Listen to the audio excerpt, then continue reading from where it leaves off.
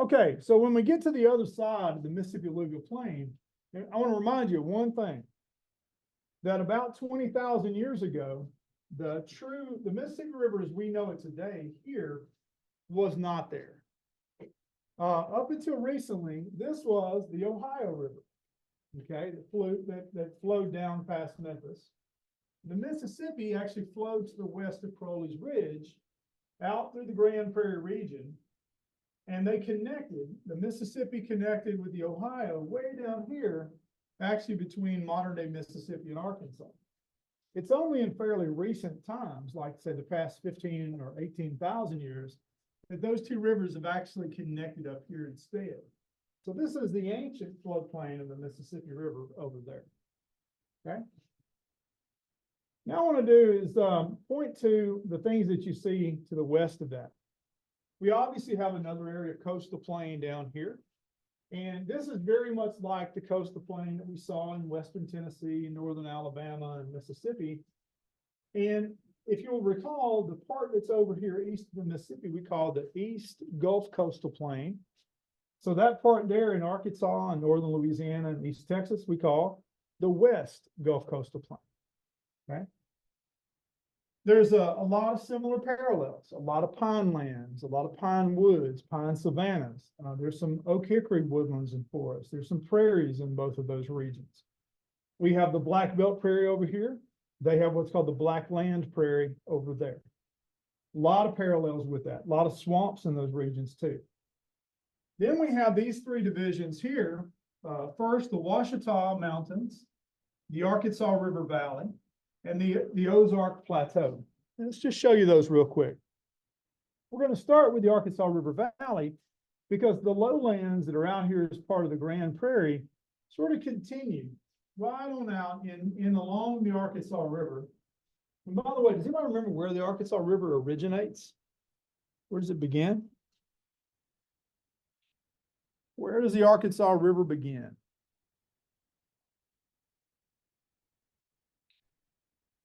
Theo, you know where the Arkansas River begins? Around Colorado Springs. Colorado Springs, Colorado. So this river is literally flowing off of the eastern flank of the Rocky Mountains, delivering its sand and silt and clay particles from hundreds and hundreds of miles away. So the prairies that form the Grand Prairie historically would have extended into the Arkansas River Valley. And they dotted this valley all the way into Oklahoma and points farther west. The Ouachitas that you see to the south and the Ozarks to the north, by comparison, were much more forested and much more wooded. And here's a little bit what that looks like. Here's the Arkansas River Valley, looking from the top of a beautiful sandstone summit as part of the Ouachita Mountains here. You're looking out across that broad valley. Again, most of that would have been prairie or savanna historically. And you're looking north into the Ozarks, what's called the Boston Mountains, as we'll talk about in a minute. The Arkansas Mountains, the Ouachita Mountains rather, are an east-west trending range of mountains southwest of Little Rock. They have these very narrow sort of hogback ridges that are often very steep. A lot of forest and woodland in this region, a lot of fire.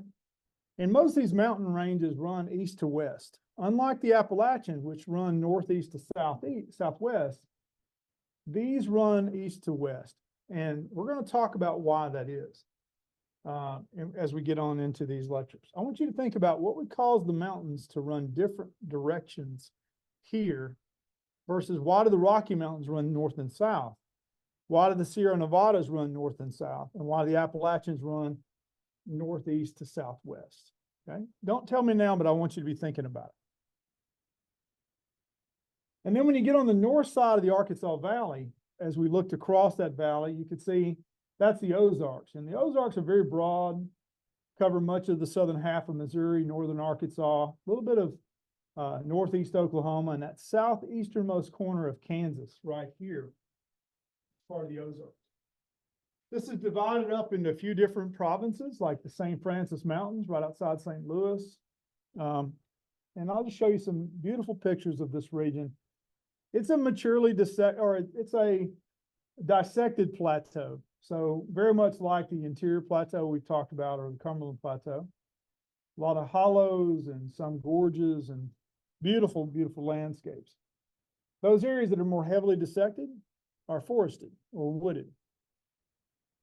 Here's the Boston Mountains, which are an example of these erosional mountains, kind of like the Cumberland Mountains of Tennessee and Kentucky, or the Jackson Mountains of Northeast Alabama.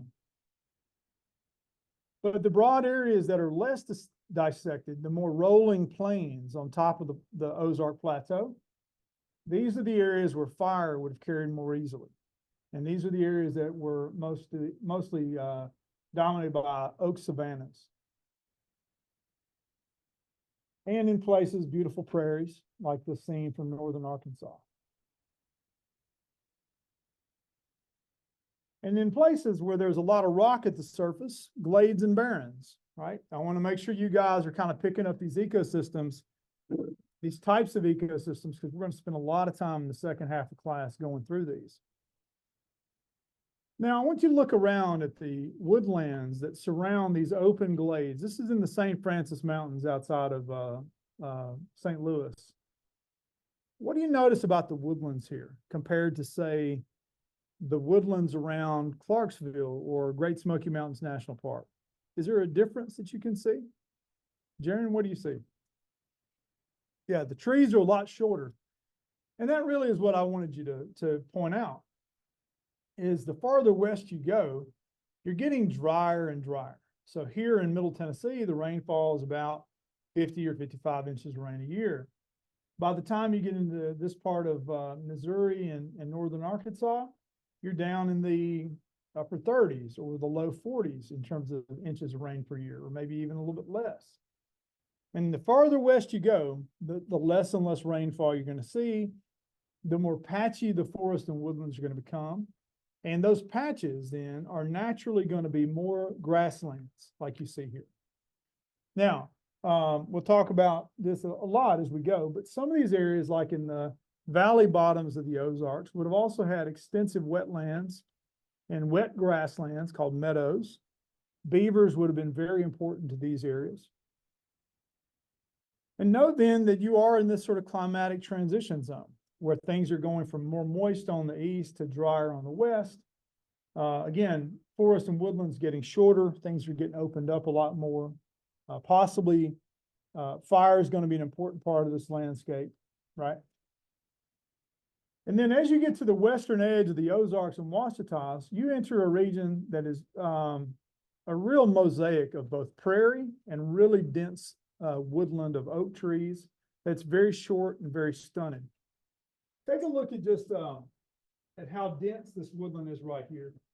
This is an old growth woodland. These trees in this case are probably older than 350 years old.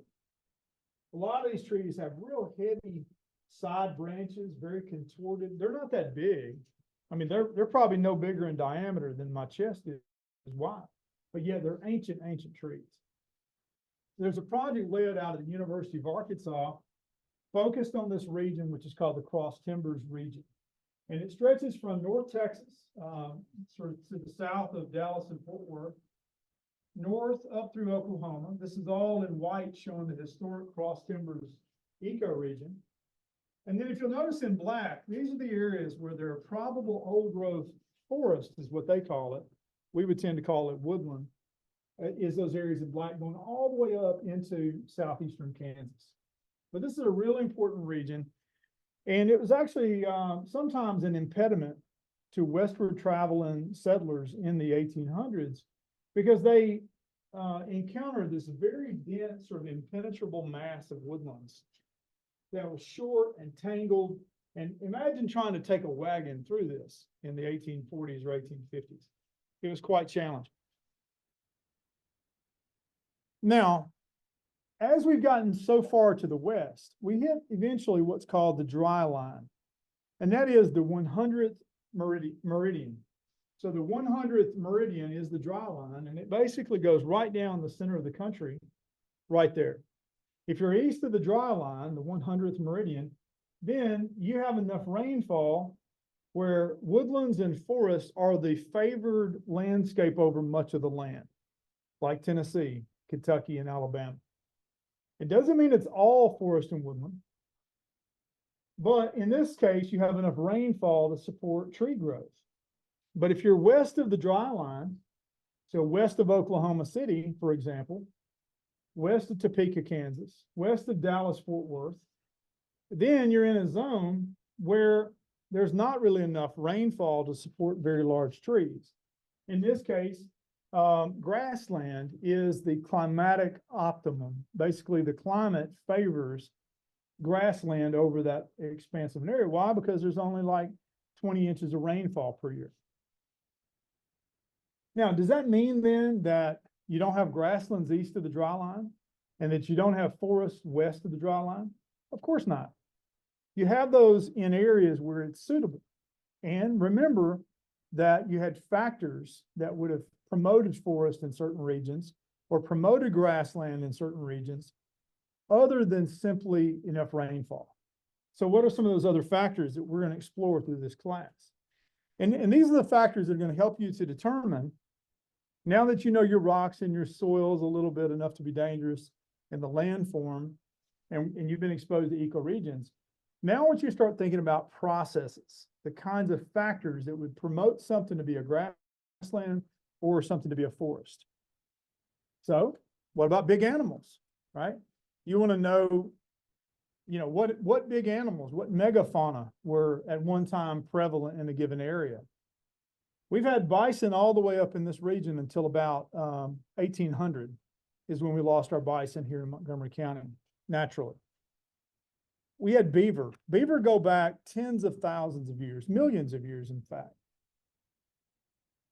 Edaphic conditions. We started day one, the very first lecture, talking about toxic soils and shallow soils and glades and barrens. They're an important contributing factor. Flood conditions. And both lightning fire and also Native American fire. Native Americans have been living in the eastern United States, irrefutably. They've been here at least for 10 to 12,000 years ago. There's emerging data to suggest that they could have been here in the East for up to 20 or more thousand years ago. And conclusively, we know Native Americans were in places like New Mexico at 21,000 years ago. So there are some who suggest that Native American presence in North America could go back in excess of 20, 30, or possibly 40,000 years ago. And of course, with all that, leads us to the wide open Great Plains. Eventually, you get far enough west where the forest can only grow in areas where there's enough water, such as down along the river valleys here. These are called gallery forests, where they line the stream banks.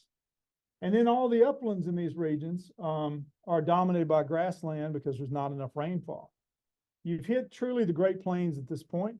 And of course, that will carry you all the way to Denver, Colorado, to the base of the Rocky Mountains.